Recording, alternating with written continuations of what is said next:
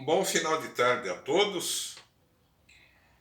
Hoje gostaria de discutir um assunto importante e que está sendo bem atual, principalmente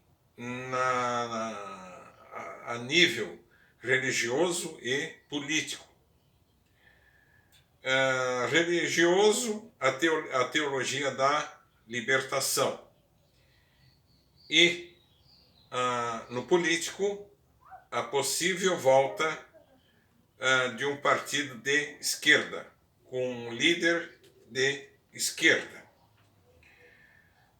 Bom, vamos estudar à luz de alguns assuntos pertinentes à teologia da libertação. Vejam bem, eu tive o privilégio de assistir à pregação de um padre que eu esqueci o nome. Ele deu uma aula sobre teologia da libertação na homilia que ele fez. Na homilia que ele fez. Desculpe, na homilia que ele fez. Então, eu preciso entrar em alguns tópicos da homilia que ele fez sobre a teologia da libertação em relação à fé atual das pessoas, principalmente aqui na América Latina, onde esse pensamento, né, é mais presente. Então vejam bem, a teologia da libertação deixa em segundo plano o divino. A teologia da libertação vai se preocupar mais com os protestos, com mudanças sociais que poderiam surgir com a intervenção de um grupo de pessoas simpatizantes da teologia da libertação. Vejam bem, à medida que o divino fica em segundo plano, o primeiro plano vai ficar o quê? As mudanças sociais. Então, na teologia da libertação, como o homem pretende salvar a sua alma? Lutas sociais, ideologias liberais vão salvar o espírito do homem? Pelo que eu sei, lutas sociais e ideologias liberais pertencem a este mundo. E Jesus mesmo disse: o meu reino não é deste mundo. Então, à medida que se prioriza muito mais as mudanças sociais e ser praticantes de pensamentos liberais para ajudar nas mudanças sociais que envolve um país, um sistema político, um sistema econômico, o espírito do homem fica praticamente o quê? Em segundo plano, porque o que é mais importante são as lutas sociais. E a salvação do homem fica baseada nessas lutas sociais, nessas mudanças sociais, nessas ideias liberais, aonde vai ocorrer o quê? A promoção de uma melhor vida, não espiritual, mas uma vida material. Então ocorre até uma certa mistura entre teologia da libertação e teologia da prosperidade. Então o que salva? O mundo ou Deus? O que é mais importante? Ideias sociais ideias altamente libertinas, ou Deus, ou a palavra de Deus? Vejam que, à medida que mudanças sociais seriam mais importantes na vida do homem do que a sua própria salvação de alma para Deus, aí vai ocorrer o quê? O esfriamento das igrejas, nas igrejas. Veja o que está acontecendo. Cultos afro nas igrejas católicas, nas missas católicas. Não sou contra, logicamente, os ritos afro-africanos, os ritos afros, em hipótese alguma. Eu só defendo a ideia que é necessário que cada um exercite a sua fé no seu quadrado. Cada um siga os seus preceitos religiosos de acordo com as tradições da sua fé, não uma mistureba danada. Não é assim que se faz. Então, a CNBB, que é ideologicamente de esquerda, e existem muitos bispos de esquerda, arcebispos, cardeais de esquerda, então eles logicamente vão ter uma certa simpatia pela teologia da libertação. E aí ocorre o que ocorre. Então, vejam bem, no Rio de Janeiro, um grupo de jovens entraram numa igreja antes de começar a missa e questionaram o padre, falando que não era o correto ter as manifestações de ritos africanos durante a celebração da missa. E aí o padre questionou os mesmos. Mas isso é uma manifestação popular. Ora, ora, ora. Vocês, padres, que estão mais para padrinhos da teologia da libertação, vejam o que vocês estão pensando. Vocês estão pensando o quê? Que a igreja é um museu para ter manifestação cultural? Vocês estão pensando que a igreja é um clube social, um clube aberto para qualquer manifestação popular? Eu acho que vocês precisam se questionar. Será que eu estou sendo um bom padre? Será que eu estou sendo um bom bispo? Será que eu estou sendo um bom cardeal? Então vejam, como esses bispos, esses cardeais, são simpatizantes da teologia da libertação, que foi um dos pilares dela, o marxismo. Karl Marx era um ateu convicto. E outra, já que a teologia da libertação promove partidos de esquerda, ideais de esquerda, ideias liberais, vejam só, Karl Marx, que é o papai de vocês, morreu, sabe como? Simplesmente endividado. Hoje em dia, o marxismo já não funciona mais nem na União Soviética. Ele já é tão bem-vindo assim. Países fechados como a Coreia do Norte, não é nem marxismo, é uma psicose coletiva aonde alguém totalmente dominado para ser um tirano ainda hereditário, promove o sofrimento de um país à custa da tirania do comunismo, do marxismo.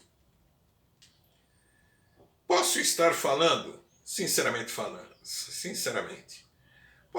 eu posso estar falando algumas coisas erradas.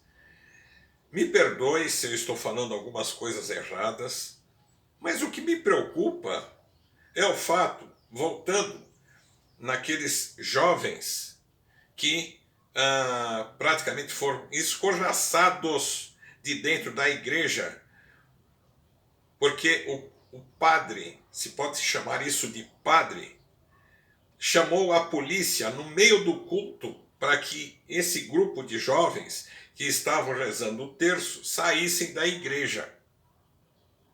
E ainda teve um homem que dentro da igreja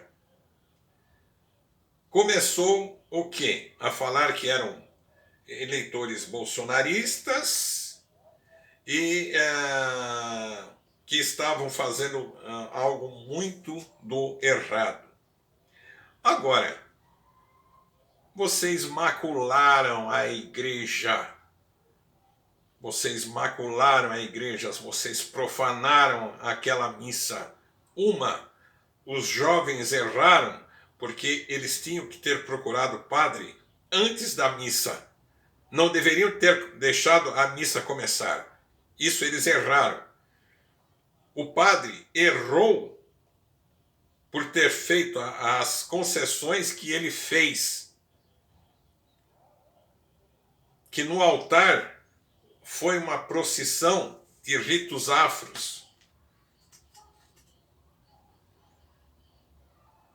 Não, mais uma vez eu falo, não sou contra a religião dos cultos afros. Eu respeito a fé dos cultos afros. Só que cada um tem que ficar no seu canto, na sua igreja. Que cada um se respeite no seu canto. Deus não é manifestação popular. Deus, ele é único. E espero que, com o decorrer do tempo, haja pelo menos alguma mudança benéfica para a igreja e para a política desse país. Coisa que eu não acredito que isso vai acontecer. Então, vejam bem, como esses cardeais, esses bispos da CNBB podem ser simpatizantes de algo que surgiu de alguém que era ateu. Como pode? Como pode uma coisa dessa? Então, realmente é o fim dos tempos. Só peço que cada um respeite o seu próximo. Que eu não sou contra absolutamente, mais uma vez eu falo, não sou contra os cultos afros. Mas eu quero que cada um tenha o seu próprio canto, a sua própria igreja. Então é necessário que cada um cuide do seu quintal. Deus não é taça de salada de fruta para se fazer o que bem entende, a hora que entende, com quem entende. Então, olha só, vejam só. Vejam o perigo que a CNBB está permitindo que ocorra. O kit gay. 2 cartilhas que a CNBB soltou. Um livro falando sobre dois homens que adotaram uma criança. E no final desse livro, sabe o que os bispos da CNBB fizeram, permitiram que acontecesse? Que crianças mantivessem contato com este livro, com essa cartilha, que no final desta história, simplesmente a menina fala que ela iria decidir com qual dos pais que ela iria se casar. Olha só que bagunça que os bispos que deveriam lhe dar o exemplo não estão fazendo. Tudo por causa que é expressão popular. Isso é errado. Os homossexuais, eles têm que ter direito à segurança, a transporte, à escola, à saúde, à moradia, têm que ser tratados como cidadãos, têm que ser respeitados. Agora, a vida particular de cada um vai responder por si. Eu quero que os homossexuais sejam respeitados, sejam protegidos pela lei, pela Constituição. Mas agora, a vida particular de cada um não pode, em hipótese alguma, deturpar a mentalidade, principalmente das crianças. E uma outra cartilha que a CNBB, que os bispos permitiram, é uma segunda cartilha com uma segunda história de uma criança, de um menino chamado Dudu, que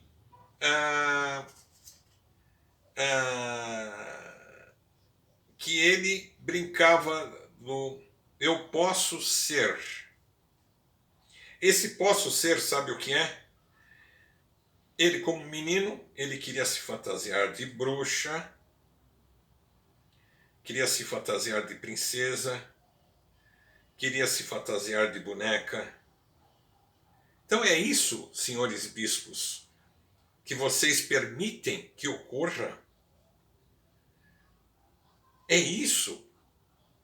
Então aí eu fico me perguntando o seguinte: a renúncia do Papa Bento XVI,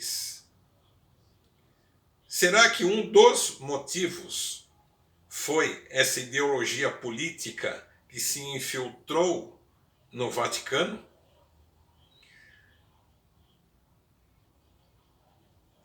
Então, vejam bem, é necessário que cada um tenha a sua vida particular e sejam respeitados como cidadãos, mas respeitem a liberdade de ir e vir. Deem liberdade para as pessoas também darem a sua opinião, a falar o que sente. Então, que Deus abençoe vocês. Mais uma vez eu falo que eu não sou absolutamente contra ninguém. Eu só quero que cada um viva a sua vida, que viva no seu espaço. E espero que haja concórdia entre as pessoas e que na eleição do ano que vem para presidente tenha o bom senso e o caráter de se chegar, reconhecer que perdeu e que parem de fazer oposição. Não estamos no momento, o país não está no momento de se falar eu sou da direita, eu sou da esquerda. Nem da direita nem a esquerda eu acho que o Brasil tem candidatos a ter presidentes. Nenhum lado, nenhum outro tem alguém que possa ajudar o Brasil do buraco que ele se enfiou. Teria que ter uma terceira via que pudesse unir o país com mais firmeza, que os deputados fossem eleitos, que os senadores fossem eleitos, que os senhores vereadores seriam eleitos, governadores, prefeitos, que possam deixar de lado suas tendências políticas, suas políticas profissionais, profanas para os brasileiros, e se unissem em benefício do Brasil e em benefício do povo. Que Deus nos abençoe e nos guarde de tudo que é de ruim que ainda vai vir. Quem viver, verá.